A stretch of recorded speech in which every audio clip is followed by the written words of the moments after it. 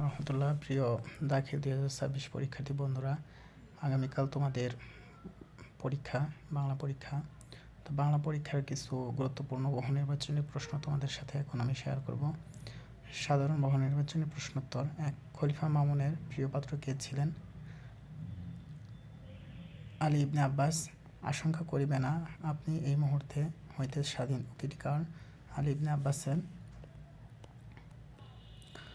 প্রতুপকার রচনায় প্রতুপকারী ব্যক্তিকে? আলী ইবনে আব্বাস। এভাবে তোমরা সবগুলো পড়ে নিবে, আমি তোমাদেরকে দেখাচ্ছি।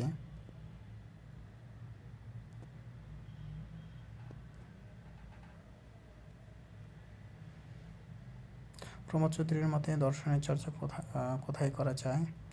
গুহায়। এরপরে দেখো 31 নম্বর প্রশ্ন। প্রমোদ চৌধুরীর মতে শিক্ষার কি নেই? নগদ বাজার দর নেই। এরপরে অপু কোথায় বসে খেলা করছিল? রোয়াকে বসে। বাকি পৃষ্ঠার বাকি পড়াগুলো তোমরা পড়ে নিবে।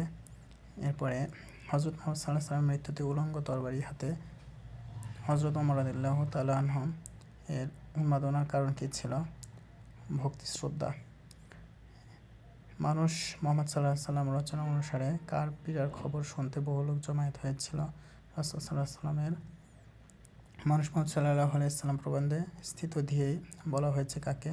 হযরত আবু বকর রাদিয়াল্লাহু তাআলা আনহুকে। উদ্বেগকে এখানে একটা উদ্দীপক দেওয়া আছে, উদ্বেগ পড়ে এই প্রশ্নের উত্তর দিবে। উত্তর হবে খ। নিম গাছ গল্পে কেউ ছালটা ছাড়িয়ে নিয়ে কি করে? সিদ্ধ করে। কবিকে নিম গাছের ভালো লাগলো কেন? প্রশংসা করার জন্য। এখানে আরও কিছু প্রশ্ন আছে, পড়ে নেবে তোমরা। এখানে টিক চিহ্নগুলো লাল দিয়ে কালিতে টিক চিহ্নগুলো পড়ে নেবে, এগুলো খুবই ইম্পর্টেন্ট তোমাদের জন্য। আল্লাহ তাআলা সহায় থাকেন তো এগুলোর ভিতর থেকে অনেকগুলো প্রশ্ন আসবে ইনশাআল্লাহ। ধন্যবাদ সকলকে। আসসালামু আলাইকুম রহমতুল্লাহ।